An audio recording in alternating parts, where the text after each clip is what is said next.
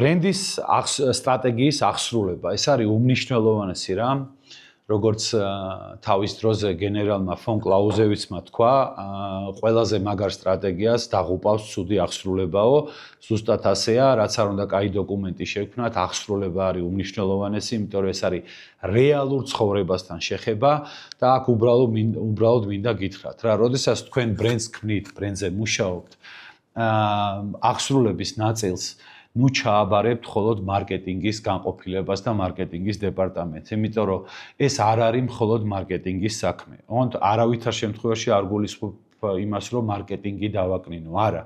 ბრენდის აღსრულებას, ბრენდის გაცოცხლებას ჭირდება მთლიანი კომპანიის ძალისხმევა და უპირველეს ყოვლისა მისი დამფუძნებლის და პირველი პირების მხარდაჭერა. მარკეტინგი არის კონკრეტულად ფოკუსირებული, მარკეტინგის დეპარტამენტი არის კონკრეტულად ფოკუსირებული ყველა იმ დეტალზე, რაც ჭირდება აღსრულებას, მაგრამ მას ჭირდება მხარდაჭერა, მას ჭირდება ნდობა და მას ჭირდება ბიუჯეტი.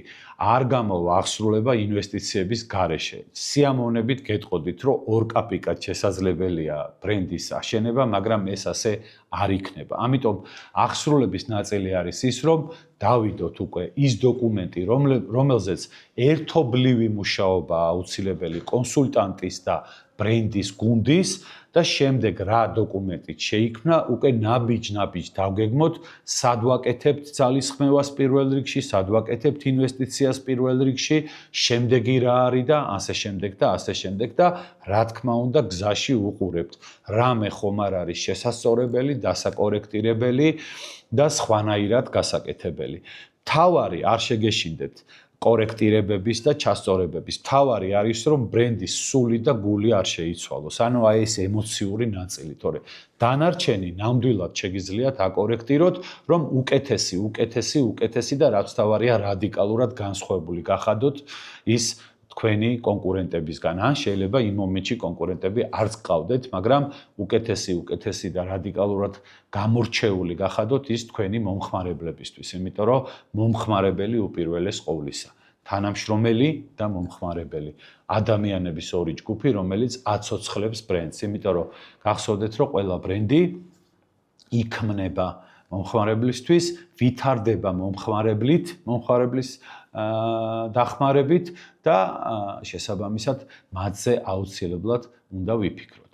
ამიტომ აღსრულების პროცესი, ეს არის ძალიან მნიშვნელოვანი პროცესი და რაც მთავარია, ბოლოს მინდა გითხრათ, რომ აღსრულებისას იქნება ბევრი ცდუნება, რომ მოხდეს გადახვევა სტრატეგიიდან და არავითარ შემთხვევაში ამის დაშვება არ შეიძლება. რატომ არ შეიძლება? იმიტომ რომ ერთი პატარა ნაბიჯის რაიმე სხვანაირის დაშვება გამოიწევს მენტალურ მზაობას, რომ დანარჩენი სხვა დაშვებებიც გააკეთოთ და მერე ეს არევ-დარევს ბრენდს და თქვენ ვერ იქნებით თანმიმდევრული, ვერ ჩამოყალიბდება შესაბამისი ბრენდის ტიპაჟი და ის პერსონაჟი, რომლებიც ადამიანებს უნდა უყვარდეთ და პატივს სცემდეთ.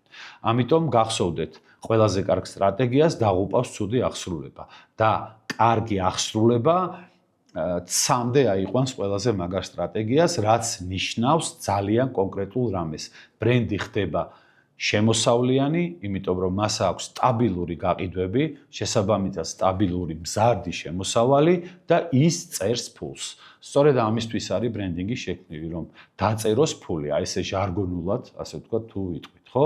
და ფულის დაწერა ნიშნავს თანმიმდევრულობას, სიტყვის და საქმის დამთხვევას, ადამიანებზე, მომხმარებელზე ფიქრს, რასაც მოაქვს აი ეს ყველაფერი. ანუ ფული და რაც უფრო მეტი ფული აქვს ბრენდს, რაც უფრო მაღალი აქვს მარჟა, მით უფრო ძლიერია ბრენდი.